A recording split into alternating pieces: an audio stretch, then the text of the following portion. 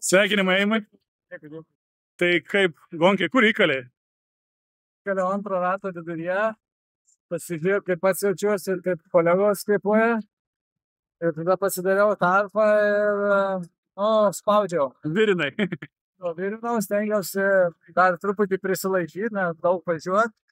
Ir nebuvau užtikrintas, kad negrįž Kebra, nes iki trečio rato pradžios buvo nedidelis tarpas apie pusę minutės 20 sekundžių. Matė jie mane gana dažnai ilgesnių tiesiųjų.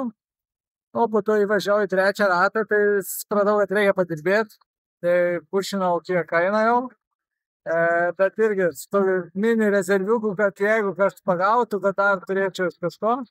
O po to liko ten pusę rato, atsisukęs vytis nemačiau nieko, tai supratau, kad reikia jau nebeprarast pirmų pozicijų. Jau variau kiek kainą ir realiai sužinojau tarpą tik tai užkilęs ant tiesos kalno, kad virš poros minučių.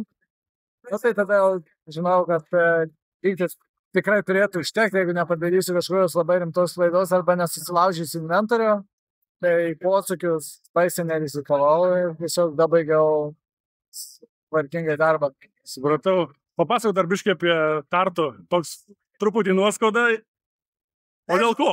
Nežinau, nuoskauda gal tiesiog, kad labai norėjau ir ruošiausi ir turbūt gal net svarbesnį kaip startą kėliau negu pasaulio čempionatą, bet manau, kad mes esam ten konkurencingi ir šiemet tai įrodėm, būdami iš top 6-3 lietuviai, daugom iki to lygio ir tikrai galim konkuruoti dėl pergalės.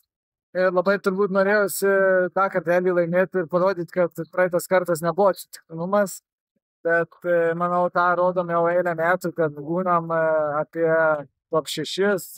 Bet papasakok apie tą sprintą dar detalės, tai man įdomu, biškai pasakai gali pakartot, kai sėdėjai ant rato? Jo, tai sprintas buvo toks, kad atvažiavom gana daug žmonių, apie 12, turbūt į finišą, gal mažiau. Ir tiesiog nebebuvo galimybės eiti pasisės kažkur ant rato. Ir likus 600 metrų vienas estas pastumė į kitą ir paprašė jį išvežti. Ir tas sukėlė didelį greitį, aš neturėjau kur labai dėtis, nes sakau, kad ir nenorėjau eiti kažkur atgal, kad neužvažiuotų ir neuždarytų dėžutę. Tai teko man su juo pasideginti, pasistumdėm truputį dėl pozicijos ir su nugalėtojo, bet jis irgi nepėkščias, alkūnėm pasidaužėm tu ir užsibaigė. Tada sekundė nuėjau už jo atsisėsti, pradėjau sprintuoti ir tik pradėjau sprintuoti, tas jo išvežėjas šoko į mano vėžę. Nugalėtojai buvo tiesus kelias į finišą, o man reikėjo apsivažiuoti jį aplink pievą. Aišku, nežinau, ar tai nulėmė galutinį rezultatą, bet tikrai ten nieko specialiai nepadarė, varžybinė situacija.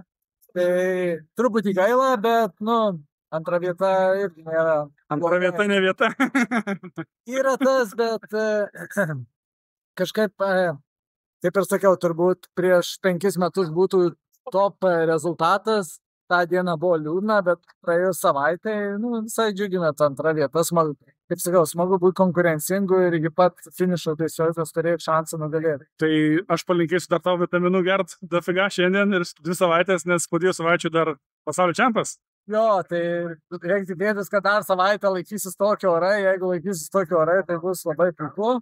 Dar savaitę reikia rimtai pasportuoti, o po to liks tik tai atsistatinėti.